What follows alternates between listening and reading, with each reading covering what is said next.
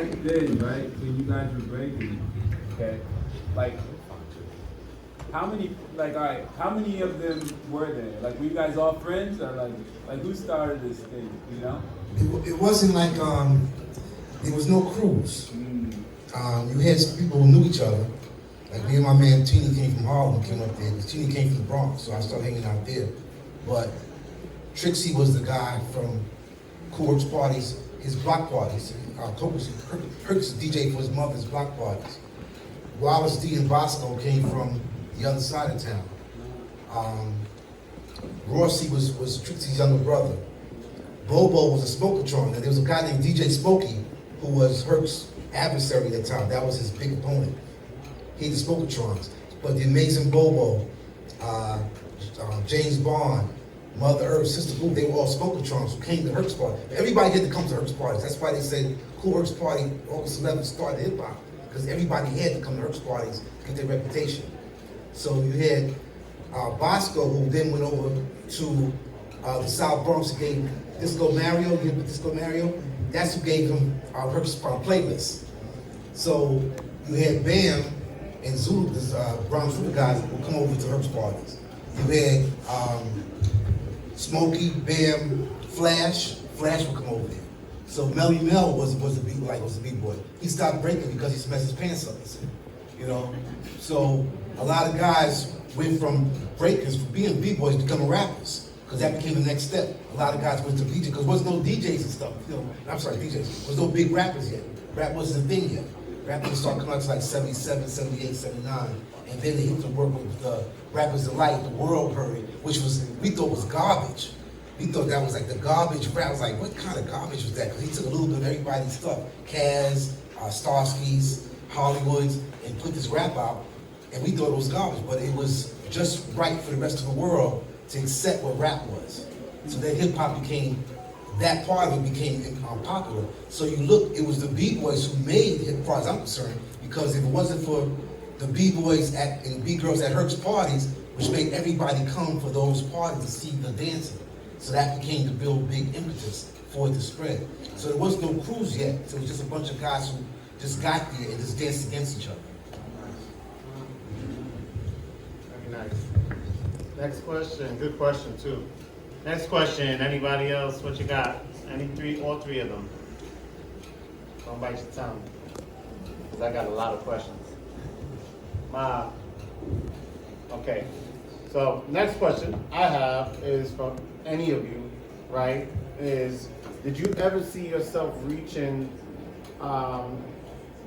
the place in your life economically or financially that you've reached through the thing that helped you get there? You want me to repeat that?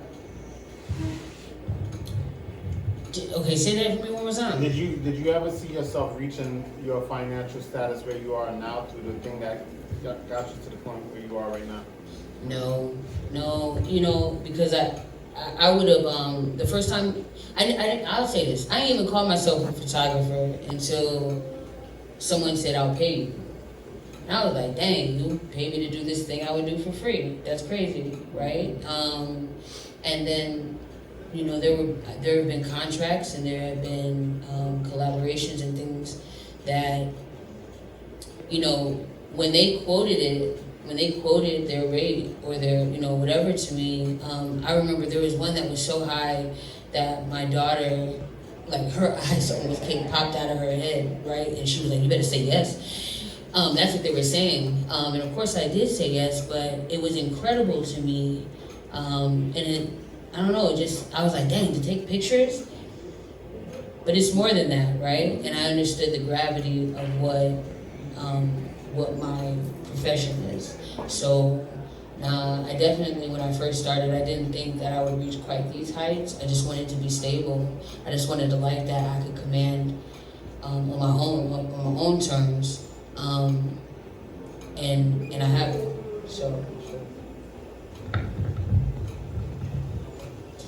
So, no, I did not think that my mental health struggles would end up leading me into a career. Earlier, I forgot to say I'm a supervisor for the Suicide and Prevention Hotline. So that's what I do aside from the MAFE. I never did, and I'm really, really grateful for the level, for both things that we're able to do, Toma Fe, as well as my supervisory position, because they do have really created a lot of stability for my family, and I have the privilege of being able to share with other people that hope is possible and that good things can happen. Yeah. I keep saying I'm the luckiest person in the room, and I mean that. I was able to, I think I made my first $1 million in 2014, and it was just by virtue of somebody telling me they wanted to do something that I thought that couldn't be done. They said, we're gonna go to Egypt. And I said, I don't know if people want to go to Egypt like that. And that was in 2012. And I put a trip out to go to Egypt, and I had 500 people sign up and charge them $500 a person. And I said, whoa, that's $250,000 for one trip. And it hit me like, whoa. And fortunately, or I should say unfortunately, but fortunately, they had the Arab Spring, so they had all these riots over there. So I only took 110 people. So I still made some money, but then I realized you could make money doing these trips overseas, because I was doing party trips, and I make some good money, but I said going overseas now, that's how you make the real money.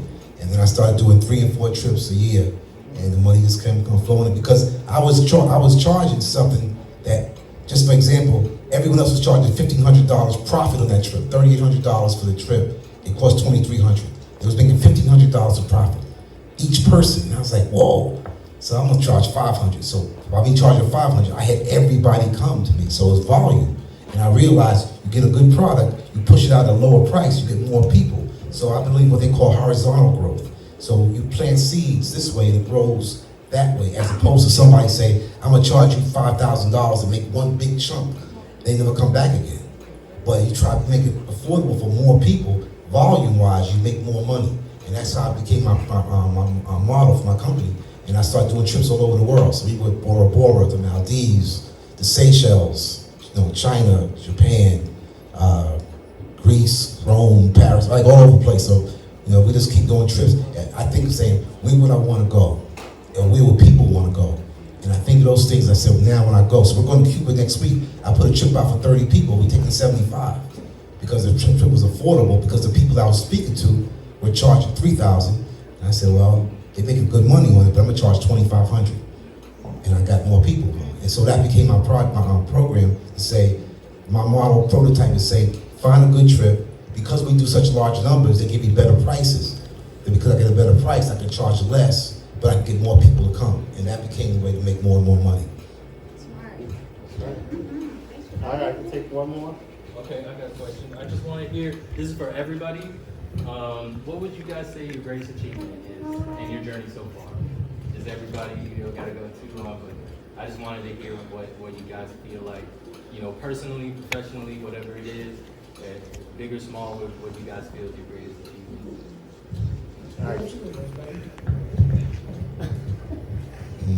That's a good question. So you would go first. I didn't think about that.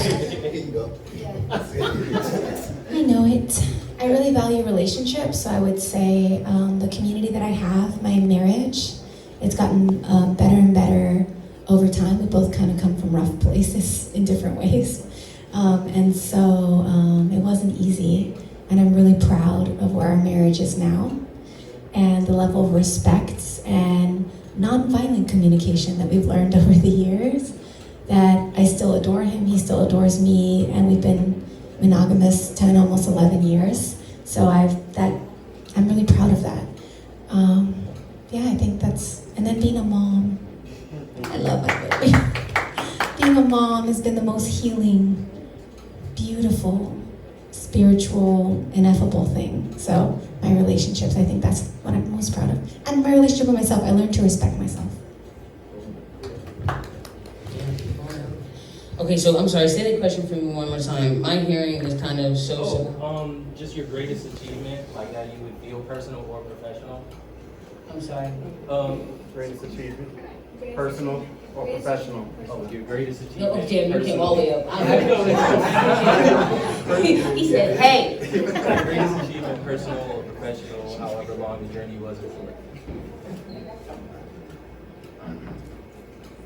That's why I gave you the money. Yeah. Okay, so professional, what? Or personal, What's your or greatest personal. achievement? What are you most proud of? You know what? I'm gonna tell you something. You know,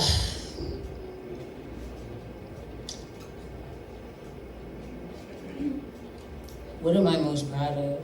You know, you're asking me this question at a time in my life when I really am thinking about the things that have always called to me, or the things that I've done, my accomplishments, right? And much like Sheba, I would say that my journey in motherhood. My daughter's 14 now, and she's like the coolest. I can't believe how cool she is. Sometimes I look at her, even just today, I was like, dang, my kid is cool as hell. Like, what is going on? I'm like, I wouldn't even, at 14, I was goofy, right? And I attribute that to her being 2 years old and being like, let me pick out my clothes. And I was like, cool, right? And now my daughter is like the snazziest dresser, right? Because my parents told me no a lot. And I'd be like, can I do this? Can I do that? Nah. And I maybe should tell my daughter no more often. But because of how I raised her, you know, she's grown up to be a really dope person, right? Caring and creative.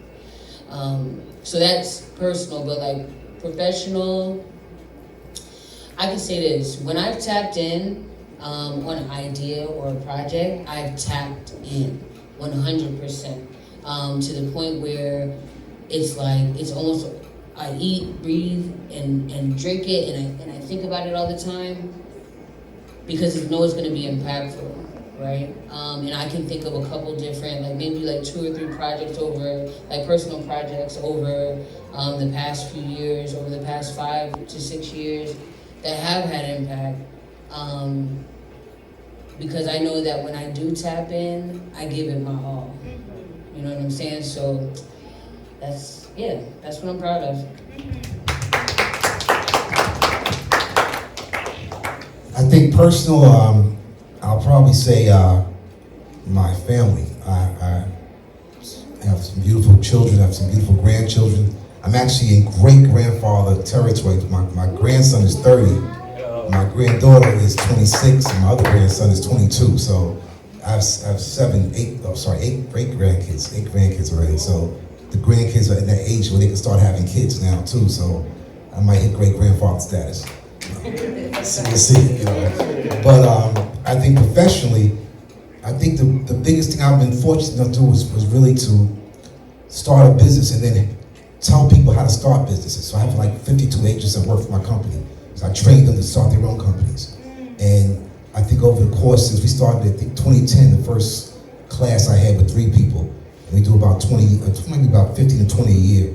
So I put maybe a couple of 100 people to start businesses themselves. So that's been my greatest professional achievement. I think I've been fortunate just to come out to projects. I come out to projects in Harlem. I came out, from the games and stuff to be where I am now. So I'm just blessed that way. I'm a servant of God. Serve God, you serve creation. Good.